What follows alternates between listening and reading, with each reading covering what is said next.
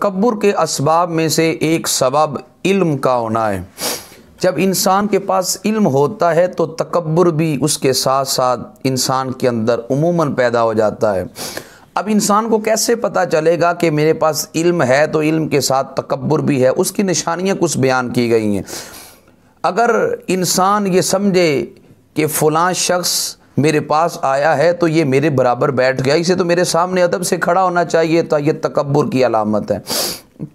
اسی طرح تکبر کی علامات میں سے یہ علامت ہے کہ اگر عالم کی کوئی دعوت کرے تو وہ اگر اس کی دعوت کو قبول کرے تو یہ سمجھتا ہے کہ میں نے اس کی دعوت کو قبول کر کر اس پر احسان کر دیا ہے، تو یہ تکبر کی علامات میں سے علامت ہے۔ حضرت فاروق اعظم رضی اللہ تعالیٰ عنہ فرمایا کرتے تھے کہ تم علم پڑھ کر تکبر والے علماء میں شامل نہ ہو جانا، ورنہ تمہارا علم تمہاری جہالت کا مقابلہ نہ کر سکے گا۔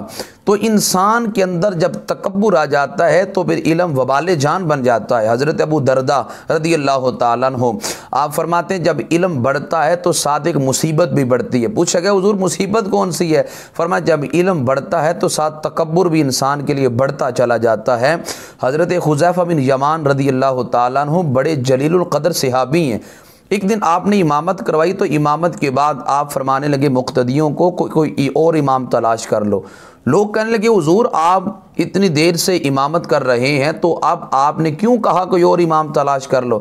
فرمانے لگے آج یہ خیال میرے دل میں آیا ہے کہ میں تم سے افضل ہوں۔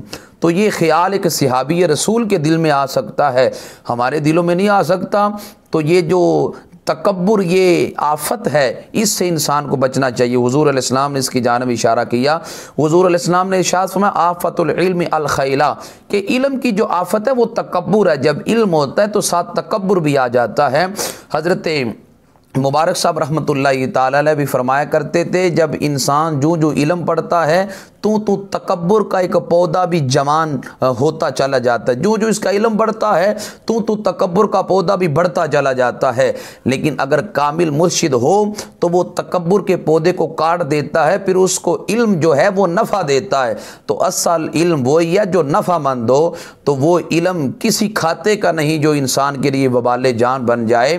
تو جب علم ہو تو عاجزی بھی پیدا کرے۔ وہ دانا لوگ کہتے ہیں اگر کسی عالم میں عاجزی دیکھو تو سمجھ جاؤ کہ یہ بلندی کی جانب چڑھ رہا ہے، اور اگر کسی عالم کے اندر تم دیکھو تکبر ہے، سمجھو جو بلندی تھی اس سے بھی واپسی کا سفر اس نے شروع کر دیا۔ آپ نے اگر کسی شخص کو دیکھا وہ پہاڑ پہ چڑھتے ہوئے، تو جب پہاڑ پہ چڑھتا ہے تو جھک کر وہ چڑھ رہا ہوتا ہے، یہ نشان نہیں ہے یہ بلندی پہ جا رہا ہے۔ اور جب بندہ بلندی سے نیچے کی طرف آ رہا ہو تو بالکل سیدھا اکڑ کے نیچے کی جانب بڑھ رہا ہوتا ہے، یہ علامت ہے کہ یہ بندہ بلندی سے نیچے کی طرف آ رہا ہے۔ تو ہمیں علم کے ساتھ عاجزی کرنی چاہیے۔ جب بندہ عاجزی کرتا ہے تو اللہ اسے علم نافع کی دولت عطا فرماتا ہے۔